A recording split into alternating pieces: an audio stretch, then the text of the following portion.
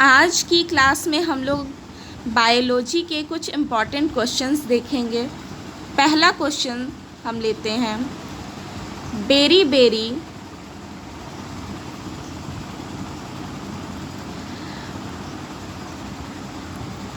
Berry berry रोग किस vitamin की कमी से होता है? बेरी बेरी रोग जो है वो किस विटामिन की कमी से होता है? तो ये विटामिन B1 की कमी से होता है। बेरी बेरी रोग जो है हमारे बॉडी में वो विटामिन B1 की कमी से होता है।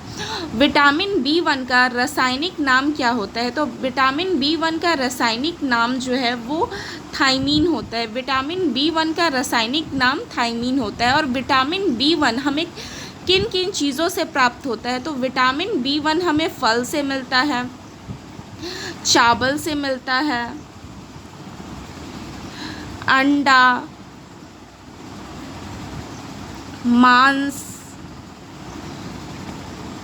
दूध, सोयाबीन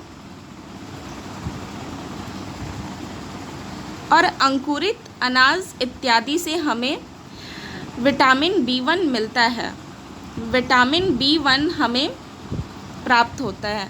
तो बेरी बेरी रोग जो है वो बेरी बेरी रोग विटामिन B1 की कमी से होता है। विटामिन B1 की कमी से होता है। विटामिन B1 की कमी से होता है। और विटामिन B1 का रासायनिक नाम क्या होता है? तो विटामिन B1 का रासायनिक नाम जो है वो थायमीन होता है। और ये हमें प्राप्त होता है विटामिन B1 फल से, चावल से, अंडा से, मांस, दूध, सोयाबीन, अंकुरित अनाज इत्यादि। दूसरा सवाल हम देखते हैं कि विटामिन ए का रासायनिक नाम क्या होता है? विटामिन ए का रासायनिक नाम क्या होता है? तो इसका रासायनिक नाम जो है वो रेटिनॉल होता है। विटामिन ए का रासायनिक नाम रेटिनॉल होता है। उसके बाद नेक्स्ट क्वेश्चन देखते हैं कि विटामिन ए का मॉलिक्यूलर फॉर्मूला क्या होता है? विटामिन ए का मॉलिक्यूलर फॉर्मूला क्या होता है? मॉलिक्यूलर फॉर्मूला इसका क्या होता है? तो इसका मॉलिक्यूलर फॉर्मूला जो है वो होता है C2OH2QOH। विटामिन ए का मॉलिक्यूलर फार्मूला C2OH2QOH होता है। और विटामिन ए हमें किस किस चीज़ों से मिलता है? तो गाजर से मिलता है। विटामिन ए जो है वो हमें गाजर से मिलता है, ग्रीन वेजिटेबल से मिलता है। ग्रीन वेजिटेबल हरी पत्तीदार सब्जियों से हमें मिलता है। उसके बाद पपीता से मिलता है, पका आम से मिलता है, फल से हमें मिलता है विटामिन ए, दूध में से मिलता है, और अंडा एग से मिलता है इत्यादि एट्सेट्रा। इन सब चीज़ों से हमें विटामिन ए मिलता है। ये सब इसके सोर्स है। उसके बाद नाइट ब्लाइंडनेस डिजीज़ किस विटामिन की कमी से होता है? नाइट ब्लाइंडनेस, इसमें रात में दिखाई नहीं देता है, तो ये विटामिन ए की कमी से होता है। विटामिन ए की कमी से नाइट ब्लाइंडनेस होता है। उसके बाद नेक्स्ट क्वेश्चन, मेढक में दांत होते हैं। मेढक में कैसे दांत होते हैं? मेढक में दांत होते हैं। तो मेढक में दांत होते हैं होमोडोंट दांत होते हैं। मेढक में होमोडोंट दांत होते हैं। छिपकली और मेढक दोनों के जो दांत है वो एक ही प्रकार के होते हैं, इसीलिए इसे होमोडोंट कहते हैं। छिपकली और मेढक दोनों के दांत जो हैं वो एक प्रकार के होते हैं, इसलिए इसे होमोडोंट कहते हैं। उसके बाद नेक्स्ट क्वेश्चन है कि थेकोडोंट किसे कहते हैं? थेकोडोंट किसे कहते हैं? तो थेकोडोंट ऐसे दांत जो मसूड़ों में धंसे होते हैं, ऐसे दांत जो मसूड़ों में धंसे होते हैं, उसे हम लोग थेकोडोंट कहते हैं। एग्जाम्पल में ले लीजिए, तो एग्जाम्पल में ह्यूमन, मनुष्य का दांत हो गया आपका मनुष्य का दांत, ह्यूमन का दांत कैसा होता है, थेकोडोंट होता है। थेकोडोंट ऐसे दांत जो मसूड़ों में धंसे होते हैं, ऐसे दांत हमारे ऐसे दांत होने चाहिए जो किस में, मसूड़ों में धंसे हों, उसे हम लोग कहते हैं थेकोडोंट। उसके बाद नेक्स्ट क्वेश्चन है कि हेट्रोडोंट किसे कहते हैं, हेट्रोडोंट किसे कहते हैं। तो हेट्रोडोंट वैसे दांत जो भिन्न भिन्न प्रकार के होते हैं, डिफरेंट टाइप्स के होते हैं, भिन्न भिन्न प्रकार के होते हैं, उसे हम लोग क्या कहते हैं, हेट्रोडोंट कहते हैं। हेट्रोडोंट, मनुष्य के दांत हेट्रोडोंट प्रकार के होते हैं, ठीक है। मनुष्य, ह्यूमन का जो दांत होता है, ह्यूमन का तित जो है वो हेट्रोडोंट टाइप्स का होता है। ये 4 प्रकार के होते हैं, ह्यूमन का जो तित होता है वो 4 प्रकार का होता है। पहला इंसिजर, उसके बाद कैनाइन, प्रीमोलर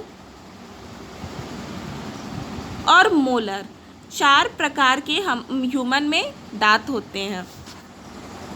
उसके बाद नेक्स्ट क्वेश्चन है कि ग्लूकोज का फॉर्मूला क्या होता है। ग्लूकोज का फॉर्मूला क्या होता है, तो इसका फॉर्मूला C6H12 और O6 होता है। नेक्स्ट क्वेश्चन हम लोग देखते हैं, एक ग्राम कार्बोहाइड्रेट से 1 ग्राम कार्बोहाइड्रेट से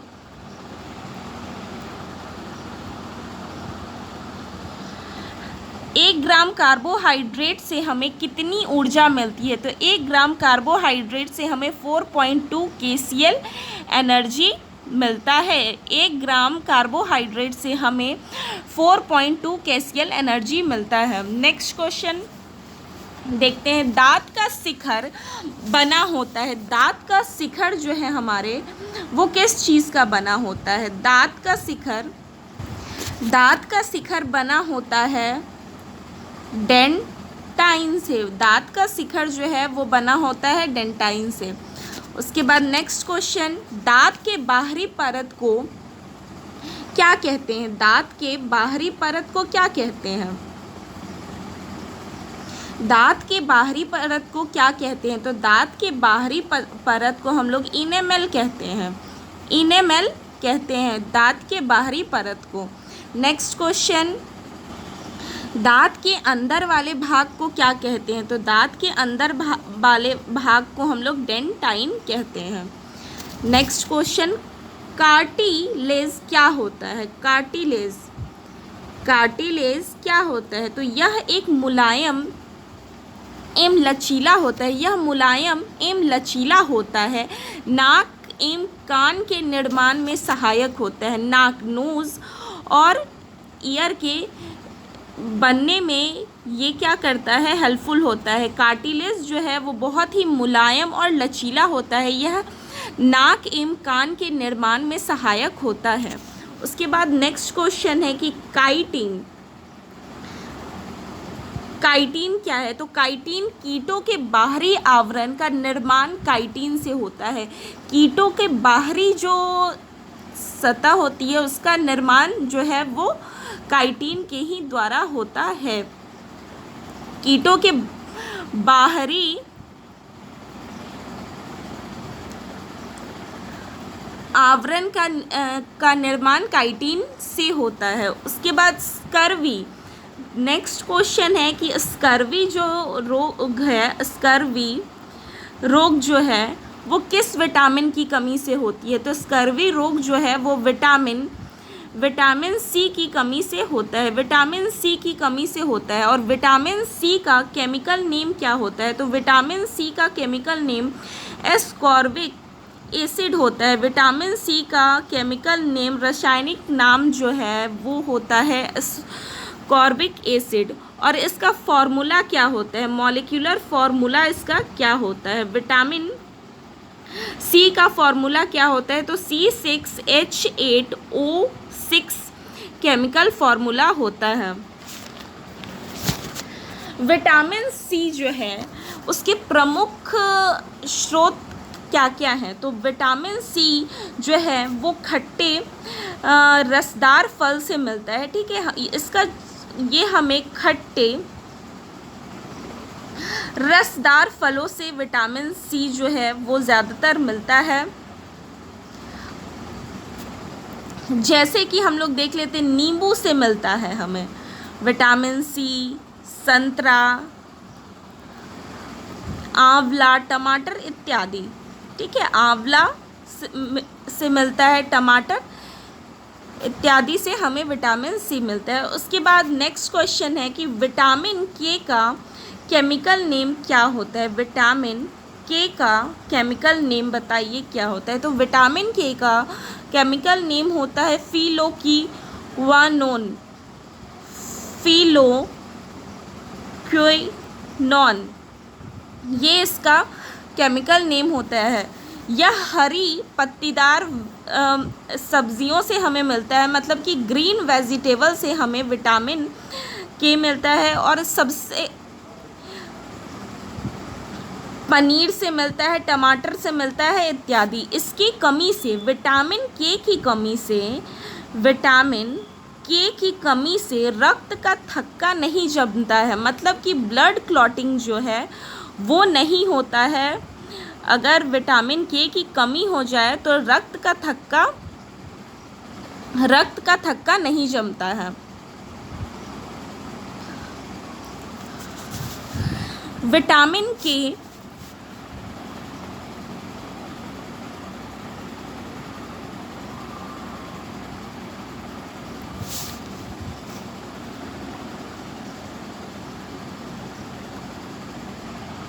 अब नेक्स्ट क्वेश्चन कि विटामिन के का विटामिन ई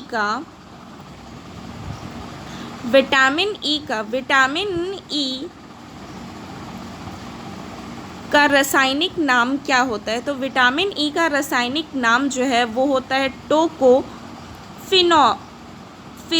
टोकोफिरॉल इसका रासायनिक नेम होता है। और यह विटामिन ई जो है वो हमें मिलता है पत्तीदार सब्जी, मतलब कि ग्रीन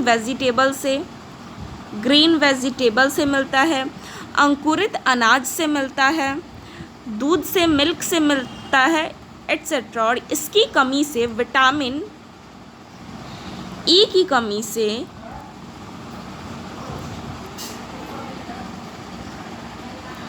पुरुष और महिलाओं में विटामिन ई की कमी से रिप्रोडक्टिव पावर वो उसकी कमी आ जाती है, जनन शक्ति में कमी आ जाती है।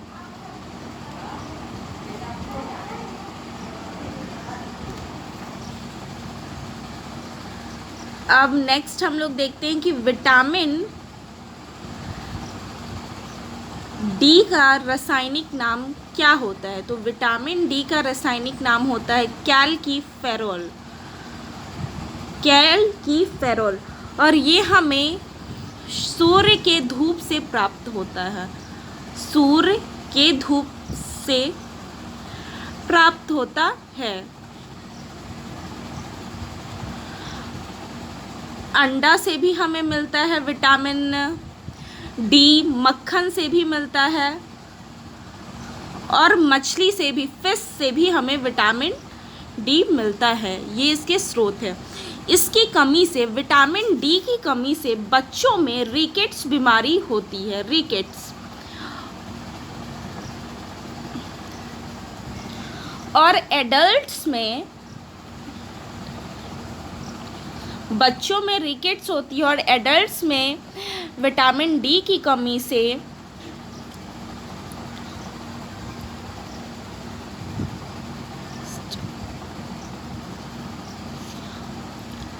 ऑस्टमोलेशिया बीमारी होती है।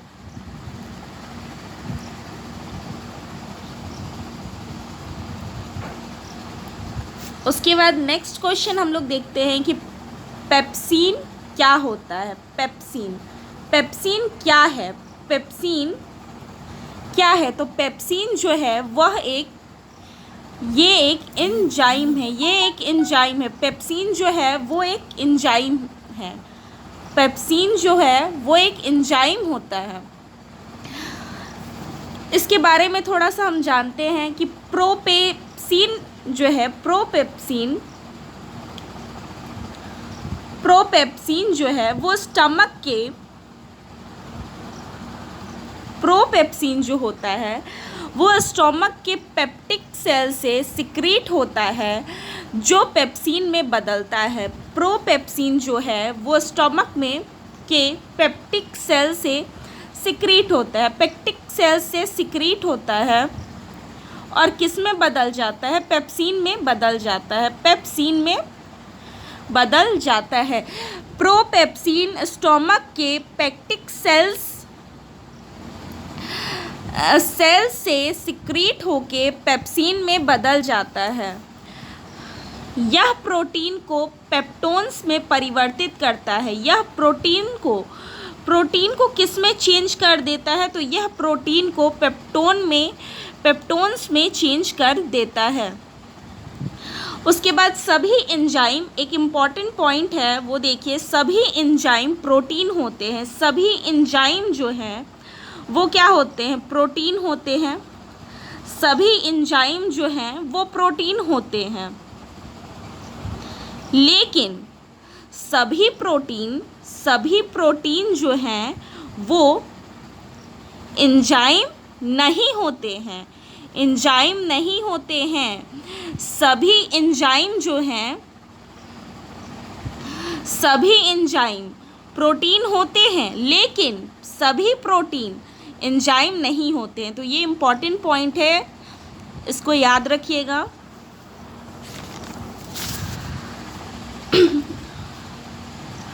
उसके बाद हमारे बॉडी में हार्मोन्स का क्या रोल होता है? हार्मोन्स जो है वो हमारे विभिन्न भागों में बॉडी के सिक्रीट होती है और बॉडी के अंगों के विकास में, डेवलपमेंट में ये सहायक होती है। डेवलपमेंट में हेल्प करती है हमारे बॉडी के। उसके बाद नेक्स्ट क्वेश्चन है कि ग्लूकोज का ग्लाइकोजन में परिवर्तन लीवर में होता है, किंतु इसका संग्रह होता है कहाँ? ग्लूकोज का ग्लाइकोजन में परिवर्तन लीवर में होता है, किंतु इसका संग्रह कहाँ होता है? ग्लूकोज, क्वेश्चन है कि ग्लूकोज का ग्लाइकोजन में परिवर्तन होता है, कहाँ होता है? तो लीवर में होता है, लेकिन इसका संग्रह होता कहाँ है? तो इसका संग्रह भी होता है कहाँ? लीवर में होता है और मसल्स में। इसका आंसर होगा लीवर एंड मसल्स। लीवर क्या है? लीवर जो है सबसे बड़ा एक्सोक्राइन ग्लैंड होता है। सबसे बड़ा जो है ये एक्सोक्राइन ग्लैंड होता है। उसके लीवर के गड़बड़ी के कारण हमें जॉन्डिस बीमारी होती है। लीवर में अगर कोई गड़बड़ी होता है तो उसकी वजह से कौन सी बीमारी होती है? जॉन्डिस अधिकतर होती है। लीवर में बाइल जूस का निर्माण होता है। लीवर में बाइल जूस जो है उसका निर्माण कहाँ होता है? तो लीवर में ही बाइल जूस का निर्माण होता है। लीवर जो है विषैले पदार्थों को क्या करती है? विषैले पदार्थ को विषहीन बना देती है। विषहीन, उसमें का सारा विष खत्म कर देती है। अगर कोई भी पदार्थ में विषैला पदार्थ हो तो उसको विषहीन कर देती है, बना देती है। उसके यूरिया का निर्माण होता है लीवर में ही। किसका? यूरिया का निर्माण होता है। यूरिया का फॉर्मेशन भी कहाँ होता है? लीवर में ही होता है। ओल्ड आरबीसी को नष्ट करता है। ओल्ड आरबीसी भी नष्ट होता है कहाँ पे? लीवर में। इसमें कुछ विटामिन संचित होते हैं। इसमें कुछ विटामिन्स जो हैं वो संचित होते हैं। जैसे कि हम लोग देखते हैं विटामिन ए, डी, ई, के का निर्माण भी करता है। लीवर जो है ये इन सब विटामिन का निर्माण भी करता है, vitamin A, vitamin D, vitamin E, vitamin के का। स्प्लीन क्या है? नेक्स्ट क्वेश्चन में हम लोग आते हैं कि स्प्लीन क्या होता है। तो स्प्लीन जो है उसे शरीर का ब्लड बैंक भी कहा जाता है, ब्लड बैंक। स्प्लीन को ब्लड बैंक भी कहते हैं और इसको आरबीसी का, रेड ब्लड सेल्स का कब्रगाह भी कहा जाता है।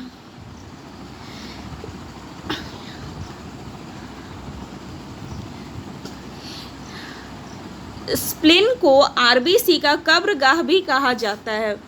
नेक्स्ट क्वेश्चन देखते हैं, वह कौन सा तत्व है जो टीथ के इनेमल को कठोर बनाता है? दांत की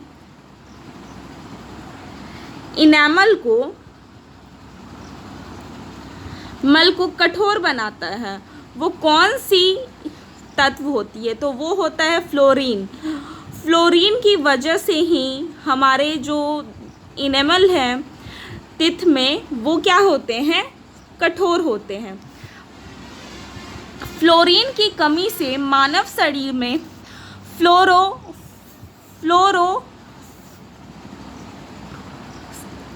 फ्लोरोसिस नामक रोग होता है। फ्लोरीन की कमी से मानव में फ्लोरोसिस नामक बीमारी होता है। कैल्शियम भी हमारे दांतों में होता है। कैल्शियम, तो दांतों में कैल्शियम फॉस्फेट जो है, कैल्शियम फॉस्फेट वो 85% हमारे टीथ में मौजूद होता है। कैल्शियम कार्बोनेट देखते हैं, कैल्शियम कार्बोनेट।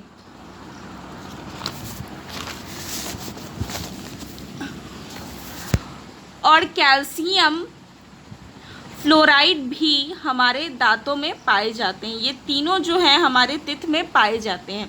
मनुष्य के दांत एवं हड्डी में कैल्शियम की मात्रा अधिक होती है। टीथ में और बोन्स में कैल्शियम की मात्रा जो है वो क्या होती है? ज़्यादा होती है। कैल्शियम की मात्रा अधिक होती है बोन्स में और टीथ में।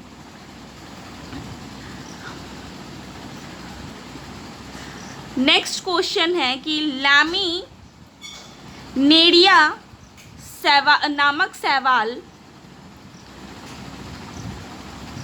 से क्या प्राप्त होता है? तो इससे हमें आयोडीन की प्राप्ति होती है। आयोडीन जो है वो हमें लैमिनेरिया शैवाल से प्राप्त होता है। और आयोडीन की कमी से क्या होती है? तो आयोडीन की कमी से घेंघा रोग होता है। घेंघा रोग होता है आयोडीन की कमी से। सोडियम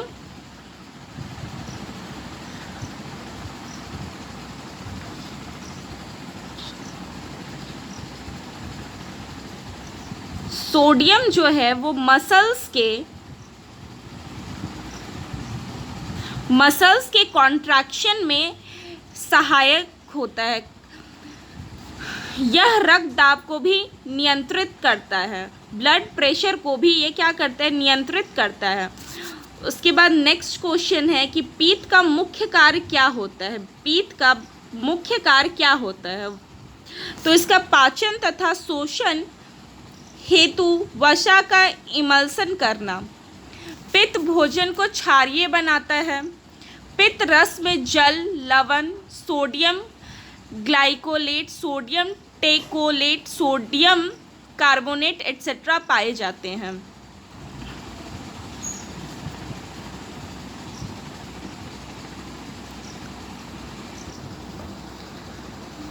जनन क्षमता में कमी किस विटामिन की कमी से होती है? किस विटामिन की कमी से होती है? तो विटामिन के की कमी से होती है। विटामिन के विटामिन ई की कमी से विटामिन ई की कमी से जनन क्षमता में कमी होती है। पानी में वाटर सॉल्युबल विटामिन कौन सा होता है और फैट सॉल्युबल विटामिन कौन सा होता है? क्वेश्चन, वाटर सॉल्युबल विटामिन कौन से होते हैं? तो वाटर सॉल्युबल विटामिन जो है वो विटामिन बी और विटामिन सी जो है वो वाटर सॉल्युबल विटामिन होता है। और फैट सॉल्युबल विटामिन कौन सा होता है? तो ये होता है ए, डी, ई और के, फैट सॉल्युबल। विटामिन की खोज किसने की थी? विटामिन की खोज किसने की थी? तो विटामिन की खोज फंक ने की थी। विटामिन की खोज जो है वो फंक ने की थी। नेक्स्ट क्वेश्चन, म्यूटेशन का कारण क्या होता है? म्यूटेशन का कारण क्या होता है? तो म्यूटेशन जो है वो क्रोमोसोम में परिवर्तन, जीन में परिवर्तन या फिर डीएनए में परिवर्तन के कारण म्यूटेशन होता है।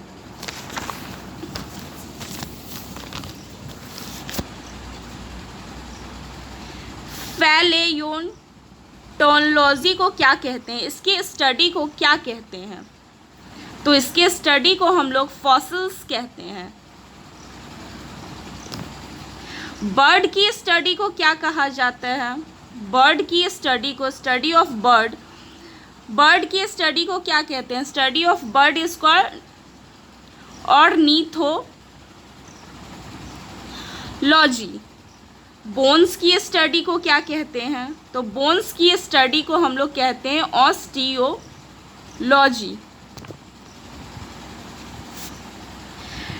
नेक्स्ट क्वेश्चन है कि डायनासोर सुनहरा काल किस महाकल्प को कहते हैं? डायनासोरों सुनहरा काल किस महाकल्प को कहते हैं? तो इसका आंसर होगा मेसोजोइक ईरा। मेसोजोइक ईरा काल को हम लोग कहते हैं। इसको रेप्टिलिका ईरा भी कहा जाता है।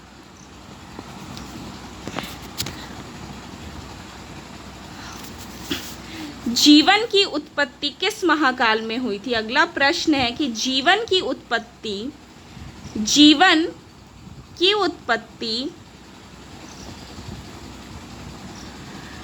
किस महाकाल में, महाकल्प में हुई?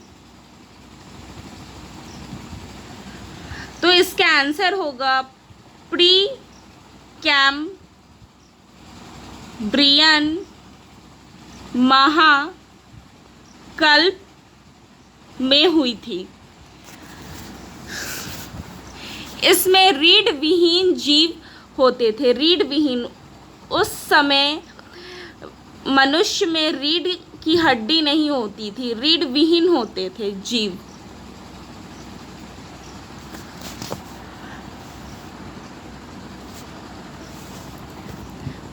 कुछ नॉर्मल क्वेश्चंस थे बायोलॉजी के। अगर आपको मेरा ये वीडियो अच्छा लगा हो तो प्लीज़ मेरे चैनल को सब्सक्राइब करें, मेरे वीडियोस को लाइक करें, कमेंट करके बताएं कि आपको मेरा ये वीडियो कैसा लगा। तब तक के लिए धन्यवाद।